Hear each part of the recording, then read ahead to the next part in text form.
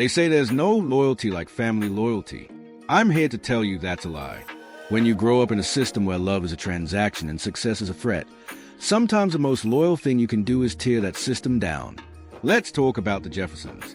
My name is Malik Jefferson. At 34, I had built a successful career as a lead architect, specializing in bespoke, sustainable luxury residential design. I was based in the DMV, DC, Maryland, Virginia, which, if you know anything about that area, means my family had an expectation of affluence, status, and control. My father, Theodore Jefferson, a high-level partner at a major civil engineering firm, measured life by the contracts signed and the black-tie galas attended. My mother, Denise, ran a high-end boutique and lived for appearances. The perfect holiday card, the perfect home, the perfect heir. That heir was my older sister, Janice. Janice was a golden child. She had the pedigree, the law degree, and the calculated charm that our parents adored. She could do no wrong. But underneath that tailored facade was a vicious jealousy. You need to stay in your lane. Malik, she hissed at me in college after I beat her out for a competitive design fellowship. Her lane was prestige. Mine, apparently, was obscurity. Then there was Andre, my younger brother. He was a perpetual baby. While Janice and I were held to impossible standards, Andre could crash a Mercedes and walk away with a new one. His charming smile was a cover for a crippling gambling problem that started young and, by his early 30s, was draining our parents' retirement funds. I was a middle child, the one who worked 70-hour weeks without the emotional or financial safety net my siblings took for granted. My apartment, purchased without a cent of family help, was my sanctuary, a quiet rebellion against the low expectations I had for my creative career. For years, I played the game. I showed up for every Sunday dinner. I bought thoughtful, expensive gifts. I even established trust funds for Janice's kids, even though she barely acknowledged my existence. What I didn't see was that my independence and success didn't earn their approval. It only intensified their resentment. My financial stability threatened the entire Jefferson family dynamic, where support flowed one way, out of my parents' wallets, usually into Andre's escalating debts. But by my early 30s, the financial house of cards they built was collapsing. 6 months before that Christmas dinner, I got promoted to lead designer on a major museum project. Naturally, I called my parents first.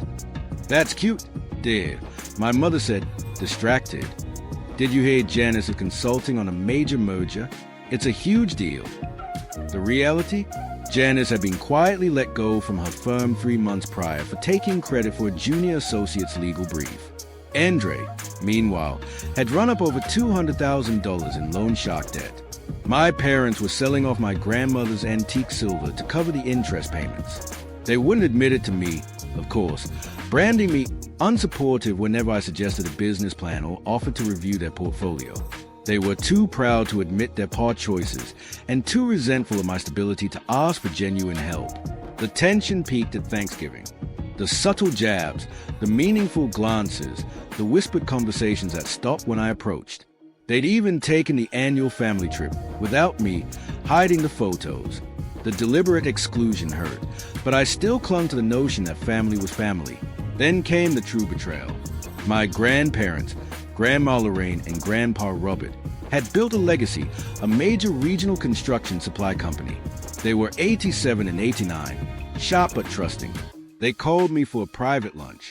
"Malik, something isn't right," Grandma Lorraine said, her voice shaking slightly as she passed me a thick envelope. "Your father and Janice have been pressuring us to sign documents. They say it's for tax protection, but they won't leave us copies." My blood ran cold. Inside the envelope were copies of new trust documents, naming Theodore and Janice as the sole trustees of the entire estate. They were transferring assets out of my grandparents' control and into an entity controlled solely by them. It was a classic case of elder financial abuse. I didn't panic. I went to work. My grandmother, recognizing my expertise, had given me copies of her original will years ago. We consulted my attorney, and the very next day, she and Grandpa Robert signed new legal documents, powers of attorney, health directives, and a revised trust. These documents revoked Janice and Theodore's control and, crucially, named me as the sole executor and trustee, effective immediately. The envelope I carried into that Christmas dinner contained the signed duplicates, along with irrefutable proof of an authorized transfers, a paper trail showing my father and sister had already misappropriated over $300,000. These papers weren't just about money. They were proof of fraud. December 25th arrived. The scene was picture perfect. Twinkling light, my mother's new, less expensive, silver platter, Janice's designer dress I knew she couldn't afford. The seating arrangement was telling. Me at the far end of the table, isolated. Halfway through dessert, Janice cleared her throat, standing with her wine glass. The room fell silent. Family is the most important thing, she began, her voice dripping with practiced sincerity. The Jefferson family has always prioritized loyalty and mutual support. Most of us have contributed significantly. She glared at me.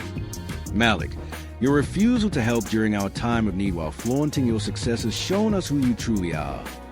I sat perfectly still, my face a mask of neutrality. Decades of swallowing rejection have prepared me for this moment. We have all decided, Janice continued, glancing around at my father and Andre, who nodded in solemn agreement, that you should leave and never come back. You are no longer welcome as part of this family. The words hung in the air like a toxic vapor. They wanted me gone. They wanted the money I wouldn't give them. They wanted to maintain their victim narrative while stealing from the very people who built their lives. In that moment of total clarity, I reached into my coat pocket and pulled out the envelope. Okay, then, I said calmly, my voice steady. I guess you won't be needing this. With slow, deliberate movements, I tore the thick envelope into small, satisfying pieces, letting them flutter down onto the untouched remnants of the Bûche de Noël. Confusion registered first on their faces. Then, the horror. My father's face drained of color as he recognized the lawyer's letterhead among the fragments. "What have you done?" he whispered, his righteousness crumbling. "What is that?" Janice screamed, reaching frantically for pieces. "What did you just destroy?" I stood, smoothing the front of my suit jacket. Just the original copies of Grandma and Grandpa's new legal documents, naming the executor of their estate and trustee of their assets, along with some interesting bank transfer records I found during my review. Nothing important to people who no longer consider me family. The room exploded. Theodore lunged for the torn paper. Janice's composure shattered, screaming accusations. Andre looked utterly confused. "You cannot do this," my father sputtered, actual spittle flying from his lips. "Those documents are family business." "But I'm not family anymore, remember?" I replied, picking up my coat. "You just made that very clear. So, I no longer have any responsibility to protect family business." My mother followed me to the foyer, her voice cracking with tearful manipulation.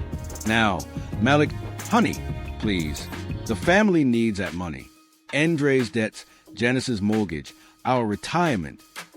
And what about Grandma and Grandpa's security?" I asked, pulling on my coat. The money they spent decades building? Were they consulted about financing Andre's gambling or Janice's vanity? She had no answer. As I opened the front door, my father appeared, his threat low and desperate. "If you leave now with those torn documents, I will make sure you regret it. We are still your family." I looked at him, really looked at the man who had traded love for status his entire life. "No," I said simply. "You just unanimously voted that you are not." The door closed behind me on the sounds of their frantic screams.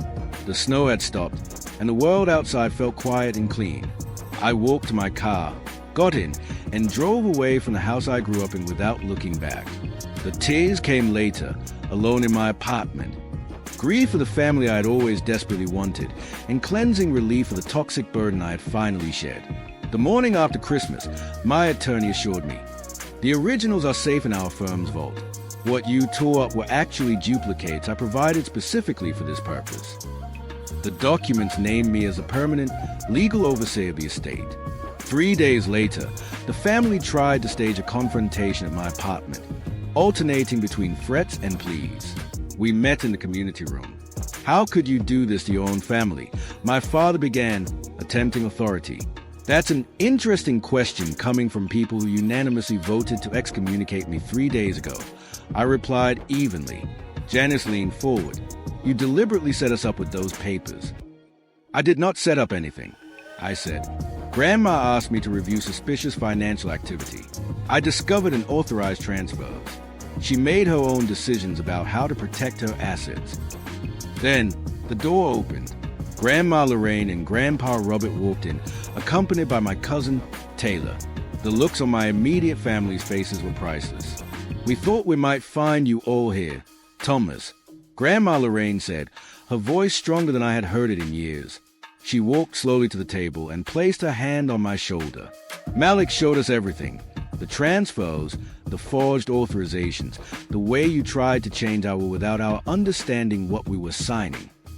We were protecting you, my father stammered. The only predators we need protection from are standing in this room, Grandpa Robert replied, his voice breaking slightly. Our own son and daughter. Janice tried to use her final weapon. If you let Malik turn you against us, you will never see your great-grandchildren again. Grandma Lorraine drew herself up, a 5'2" tower of dignified resolve. If you would use innocent children as pawns in financial extortion, perhaps they would be better off without such influence in their lives. That was the end. The immediate family's control over the estate was legally severed. The settlement agreements required full restitution, mandatory financial counseling, and legally binding non-contact orders with my grandparents. The family rejection that seemed like an ending became the beginning. I used my expertise and my integrity to secure my grandparents' legacy, and in doing so, I built a new life and a new chosen family, one based on truth, respect, and unconditional love. The greatest lesson of that painful year? Sometimes, the most loving thing you can do for yourself is walk away and close the door on a lie. Have you ever had to draw a hard line with family to protect your own peace? Drop your thoughts below.